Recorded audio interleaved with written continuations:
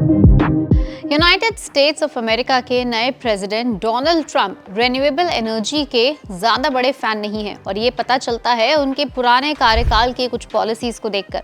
और इनफैक्ट इस बार भी लोग कह रहे हैं कि इनकी जो आने वाली सरकार की पॉलिसीज होंगी शायद वो रिन्यूएबल एनर्जी सेक्टर के फेवर में ज़्यादा ना हो। इससे उस देश की तो रिन्यूएबल एनर्जी कंपनीज को इम्पैक्ट पड़ेगा ही साथ इंडिया की भी कई सारी रिन्यूएबल एनर्जी कंपनीज को झटका लग सकता है, specially in their stock prices. लेकिन सारी कंपनीज पे इतना बड़ा असर नहीं पड़ेगा, ज़्यादा असर उन कंपनीज पे पड़ेगा जिनका ज़्यादातर बिजनेस या तो यूएस से चलता है, ज़्यादा वर्कफोर्स यूएस में है, या फिर import and export directly United states के साथ होता है। इन दैट केस अगर आपके पोर्टफोलियो में भी हमारी बताई गई ये सारी कंपनीज हैं तो हो सकता है कि आपके स्टॉक पर थोड़ा असर पड़े, इसलिए आप इन स्टॉक्स के ऊपर अच्छी खासी नज़र बनाए रखिएगा। नंबर 1 पर है इस लिस्ट में वारी रिन्यूएबल टेक्नोलॉजीज। ये कंपनी 10,000 प्रोजेक्ट्स पर सोलर ईपीसी सर्विसेज प्रोवाइड करती है। ट्रंप के दोबारा चुनाव जीतने के बाद इसके शेयर्स पिछले 5 दिनों में लगभग 12% तक गिर गए।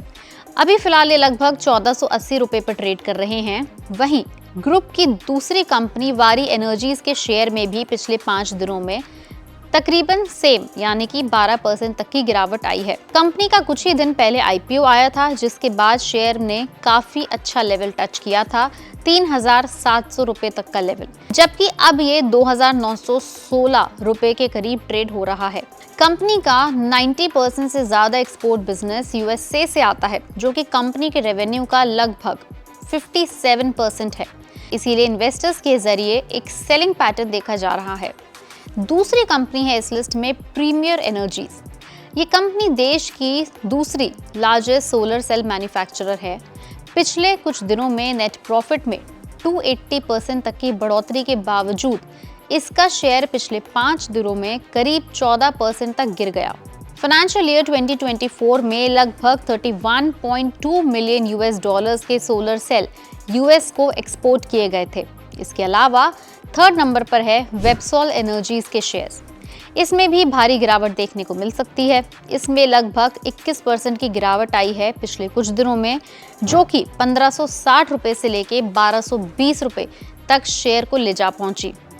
कंपनी सोलर सेल्स और मॉड्यूल्स को एक्सपोर्ट करती है। अगेन यूएस से डायरेक्ट बिजनेस होता है, जिसकी वजह से इसके शेयर पर काफ़ी असर पड़ रहा है।